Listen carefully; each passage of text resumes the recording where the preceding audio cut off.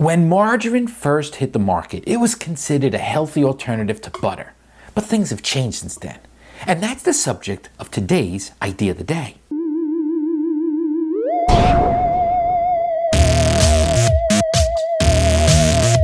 You know what I find interesting? If you go into the supermarket, they still sell margarine, which implies some people are still buying margarine, which is weird. Because if you really think about it, when margarine was first introduced, it was at a time where there was a lot of buzz about whether or not butter and dairy products were healthful to you. So companies came together and they found a way of taking basically vegetable oils and infusing them with hydrogenated oils, and they thickened oils. And they said, well, here you go. Here's a healthful alternative to butter. It's called margarine. And the thing about it was, it really tasted lousy. I mean, let's face it. If you were given a taste test, you have a little pad of honest to goodness real butter, and you give a little taste of margarine. There's no doubt about the fact that the butter tastes better than the margarine. I mean, there's no contest. Margarine, for what it's worth, tastes like crap. I mean, I don't care what they say. There are a couple of brands that try to make it taste a little better. They'll add a little extra salt to make it seem some, but whatever they do, they're just adding extra crap on top of the crap. So the reality of it is, there's absolutely nobody that can possibly say that margarine tastes better than butter.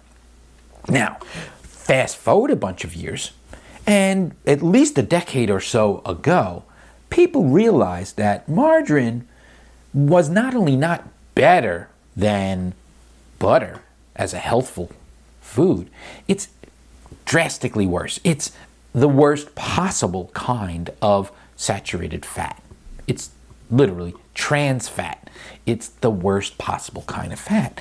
So you would think that given the fact that essentially butter was given a thumbs up by the medical community as being much better for you than margarine, you'd figure margarine sales would just drop out completely and it would be no more margarine. I mean, after all, the only thing they had going for them at the time was that it was a healthful alternative to butter. And as in small letters, tastes almost as good. Really? Tastes like crap.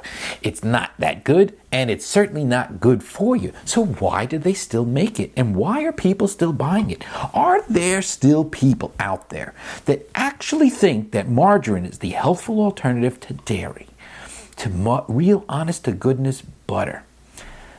Well, the bottom line is this. We know that margarine is not a healthful or healthier alternative to butter. So when it comes right down to it, why are people still buying it? I don't have the answer. But that's today's Idea of the Day. All right, there it is. That's today's Idea of the Day. Some of them are pretty good, right? And some of them suck, I admit. First to admit, some of my ideas suck. But if you visit Idea of the Day every day and you subscribe to my channel by looking at the subscribe link in the corner, you'll see a brand new idea every single day. And I promise you, some of them don't suck.